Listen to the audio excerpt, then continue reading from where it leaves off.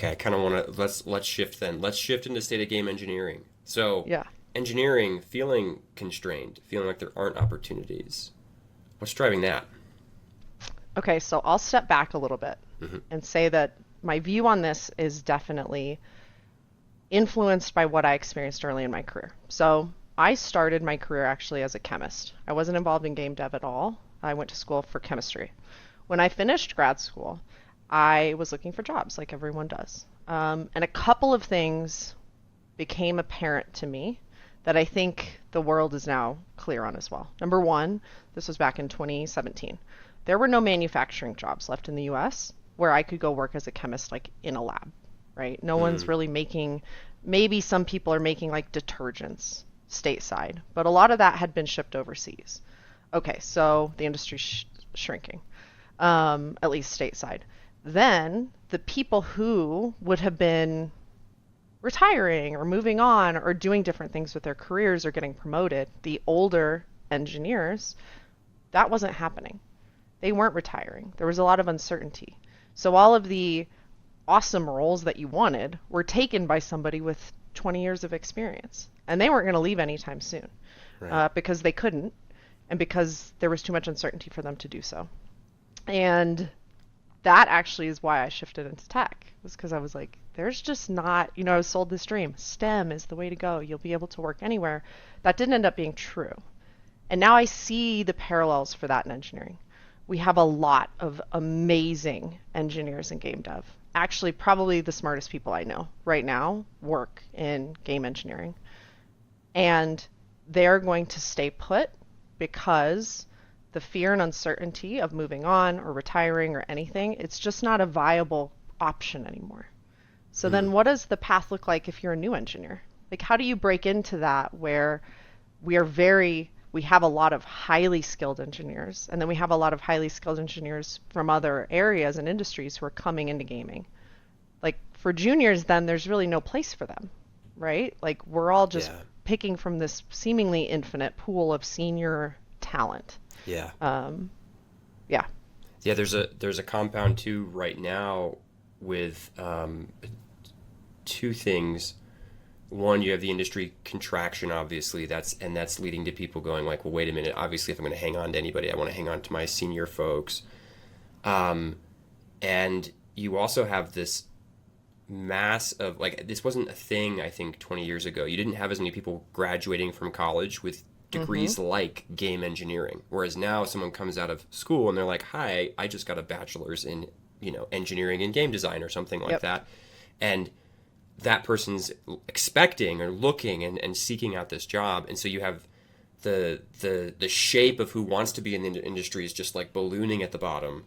But again, number of roles is, even if it's growing, it's hardly keeping up.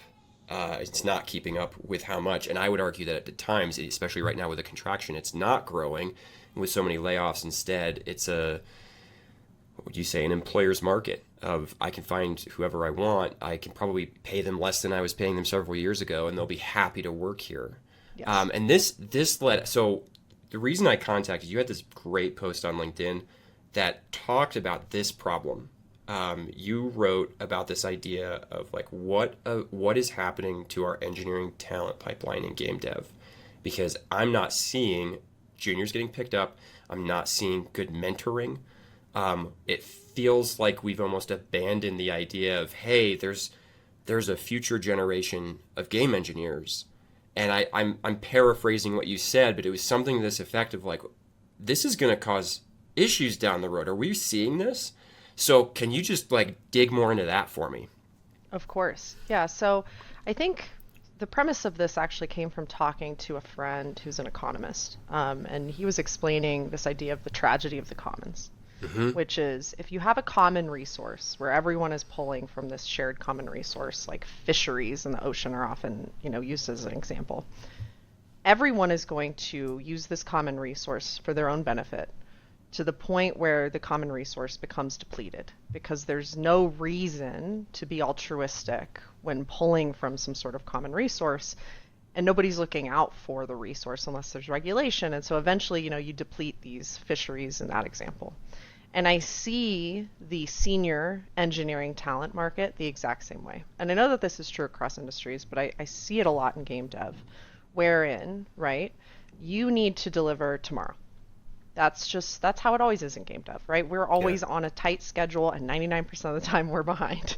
That's just the reality of making games. And so when you're on a tight deadline schedule and you're on a tight schedule to produce, you're looking for people who can make immediate impact, right? And one would think, okay, well, someone graduating with a game dev degree, even though they're junior, is likely to be able to make impact.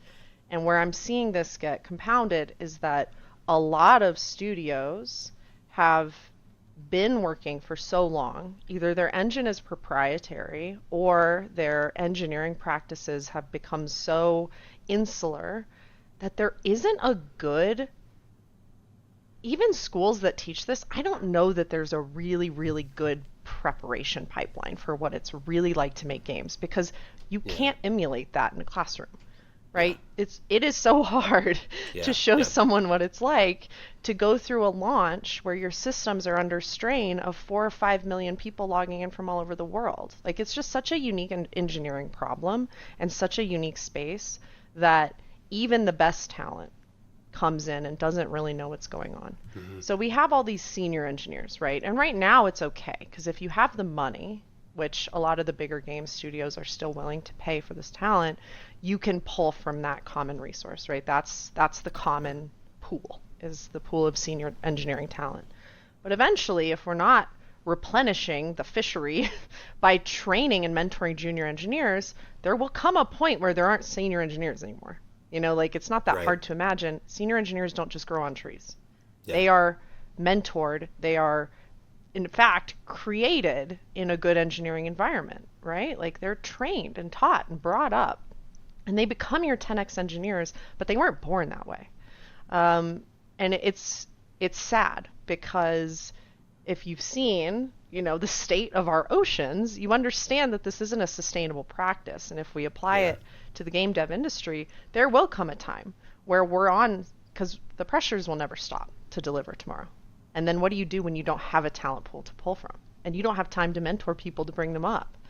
And your talent pipeline is looking slimmer and slimmer and slimmer every day. And we're not working together to train these people, right? It's feast or famine for each studio. It's kind of like I got mine, you know. Yeah. And if you're an indie studio, it's even harder. Like you have to shell out some serious money to compete with the big boys to get someone who's already good, Yeah. right? And if you are a good indie studio and you're like, you know what, screw this, I'm going to mentor junior engineers. I'm going to do my part. What happens? The junior engineers get some experience and then they get a huge paycheck to go to AAA and they leave. So, and then you're left footing the bill for their Yeah. training. Yeah. Yeah, so it's an interesting problem that I think highlights some incentive problems in the engineering employment market.